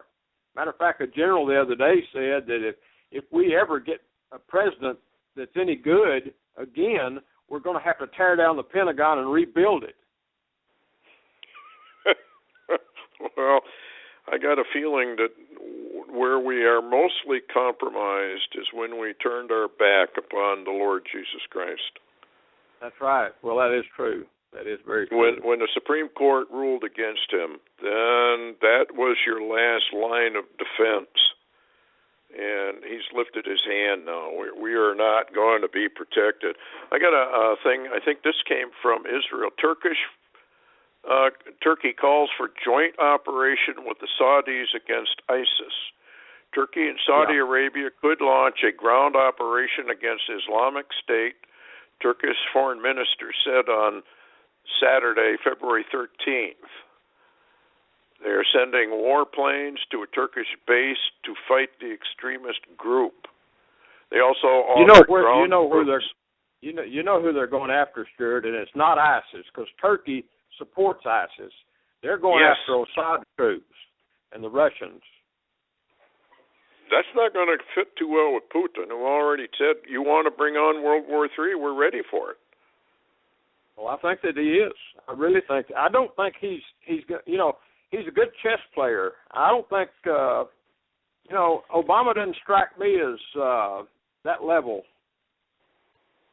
No, I think they are totally, and I've said this before, I think they're totally misinterpreting the intelligence of Putin.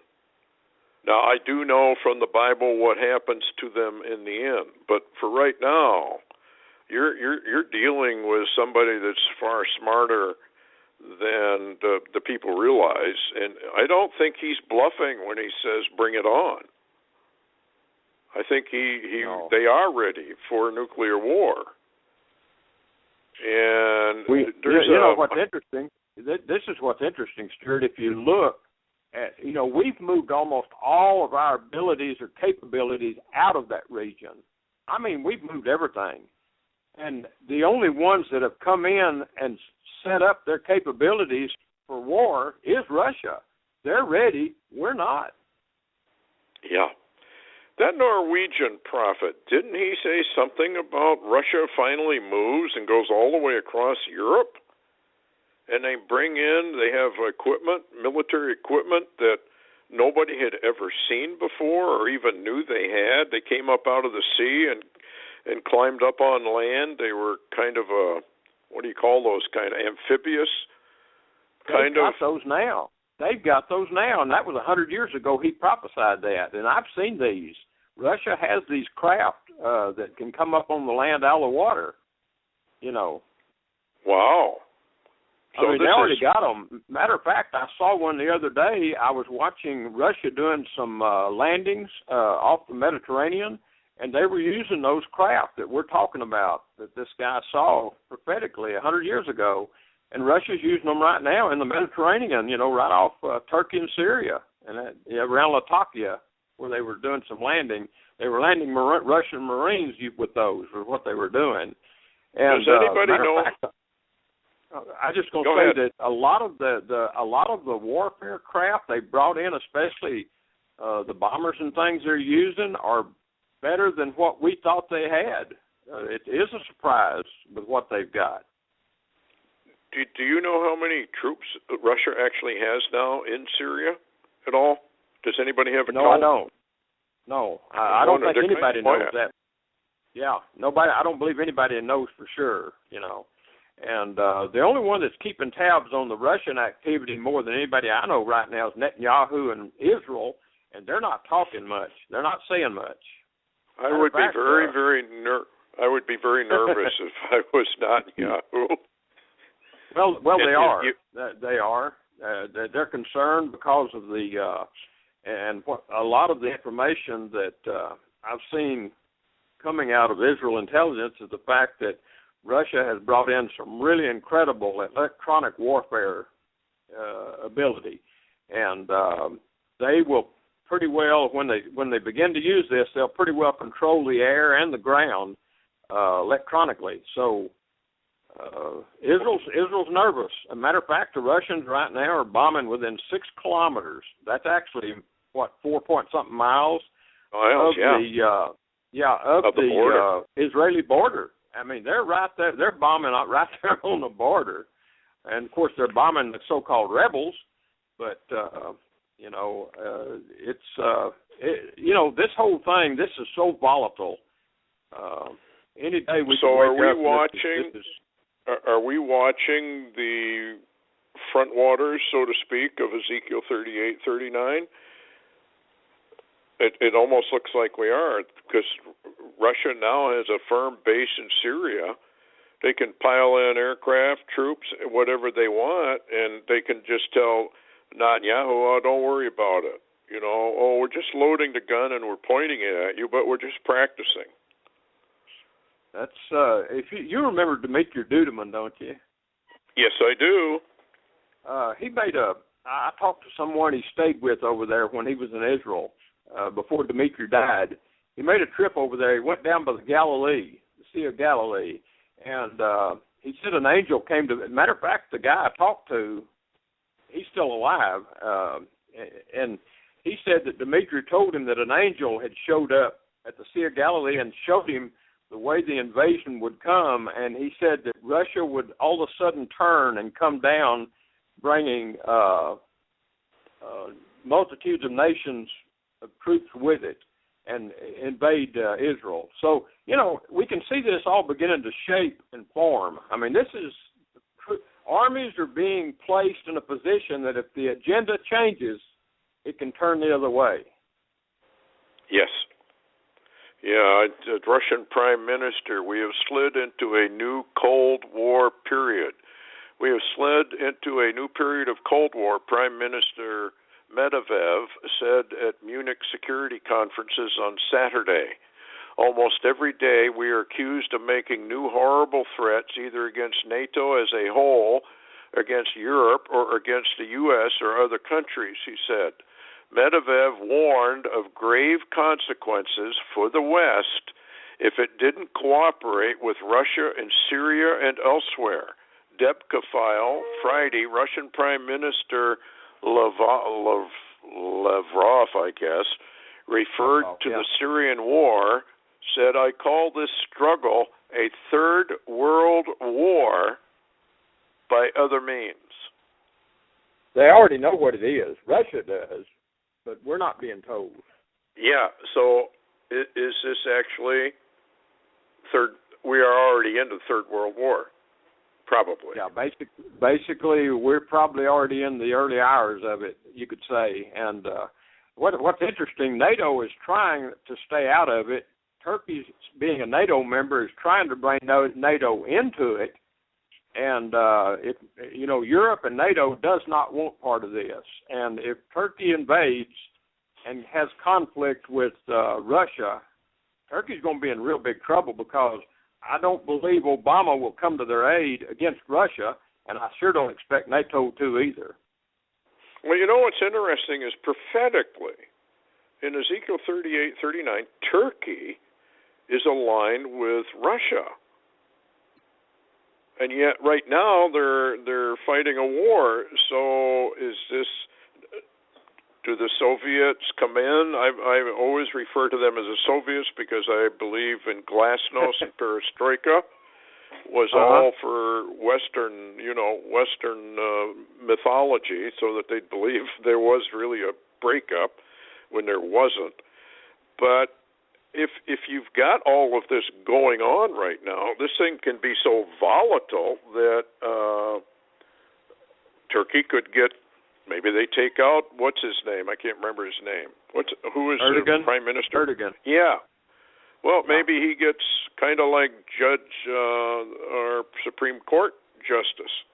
Maybe he just kind of disappears.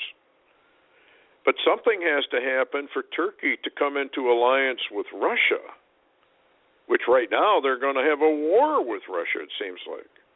So what I'm getting at is knowing what prophecy says. Is this some sort of a deal that everybody's made behind the scenes to amass their troops when the real target is Israel? Well, I'll tell you what, Stewart, when when you're bringing that up and talking like that, it reminds me of how right now that Turkey wants to bring in this new Muslim, superpower, so to speak.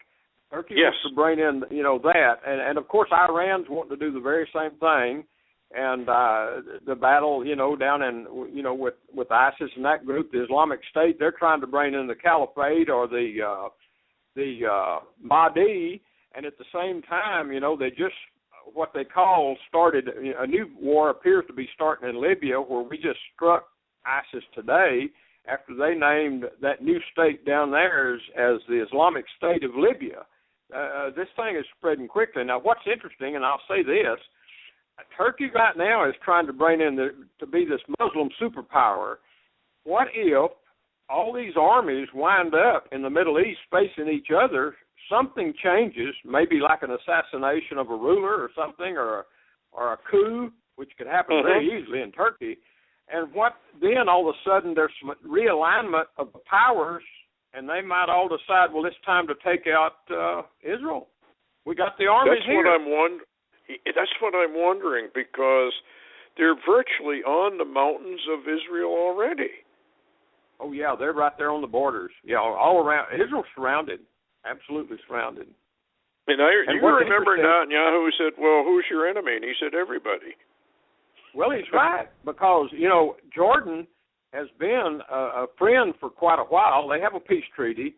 But, here recently, I don't know if you saw the news on Debka, Jordan was trying to get Obama to aid, Jordan with some more missiles and armaments, and Obama refused, and they turned to Russia, and now they have a new Russian base, what you'd call a command and control center that's joint Jordan-Russian, right there in Jordan. So that's right, that the only border that wasn't really covering Israel now has already changed to Jordanian-Russian. So the Russians are there.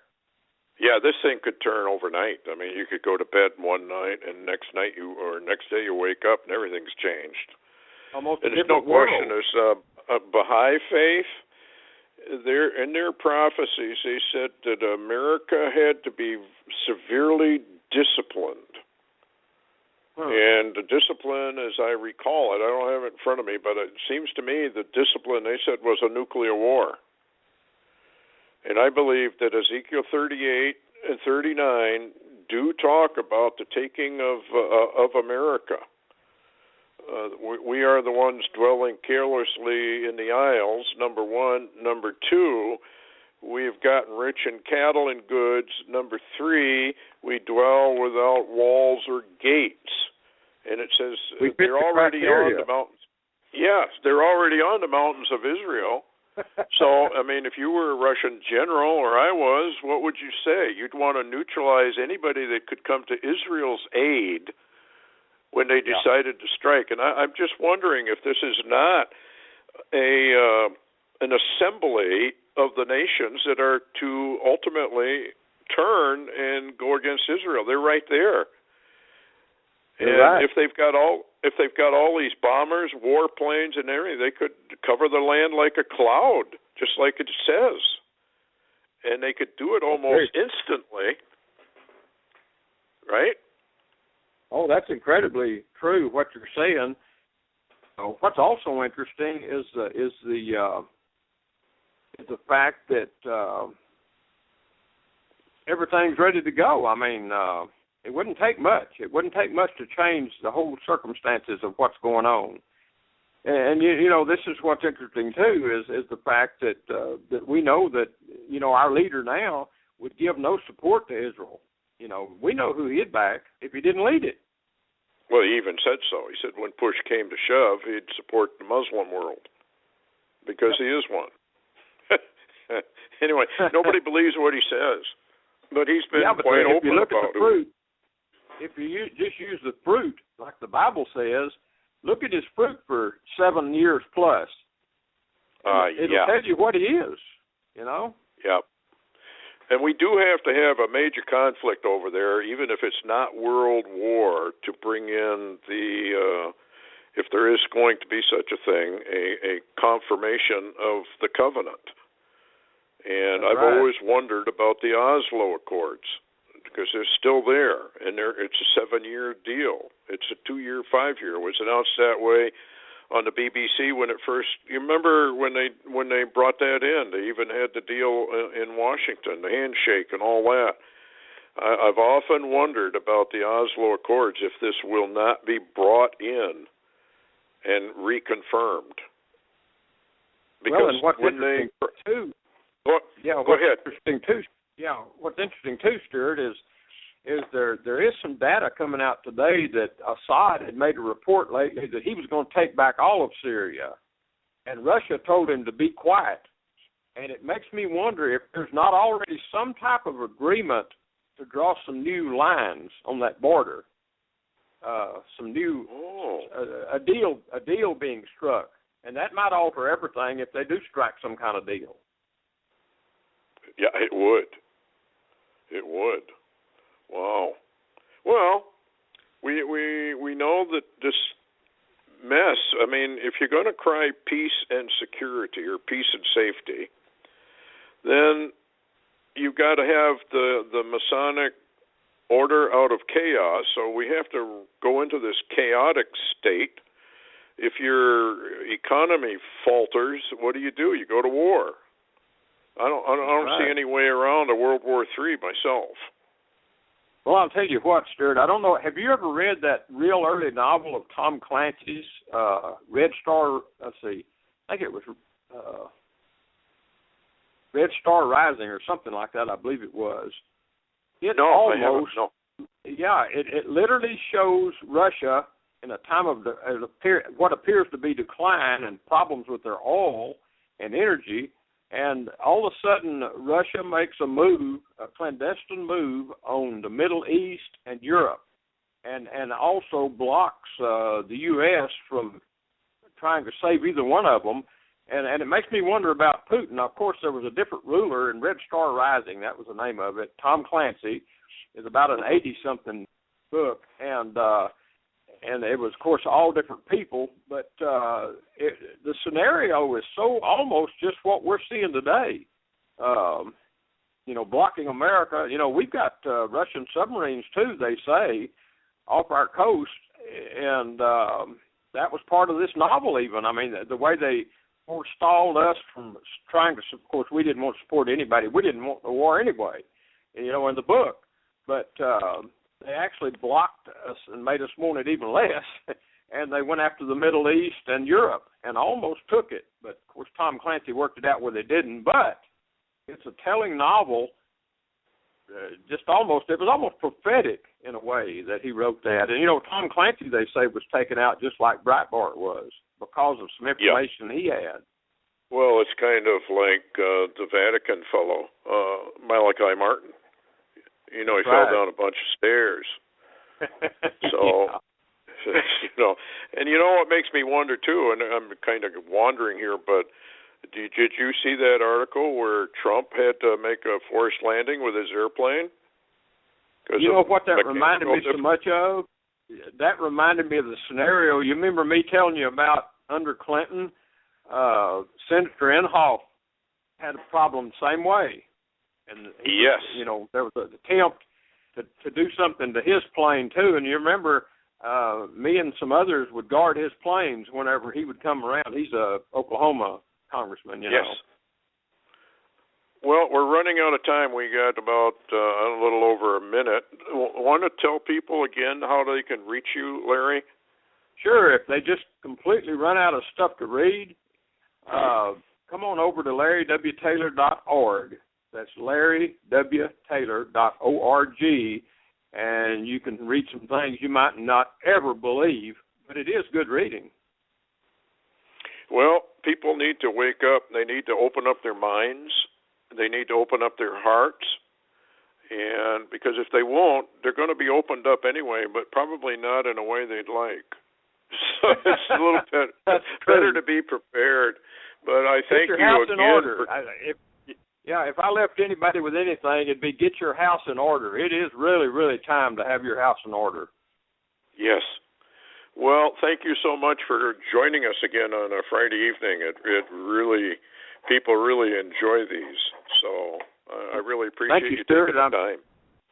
You bet. I appreciate you having me. Thank you. Good night. Okay. Well, you take care. And, tune in to Night Shadows. I'm going to have a very interesting interview with Klaus Dona on the Giants. Anyway, thank you and good night.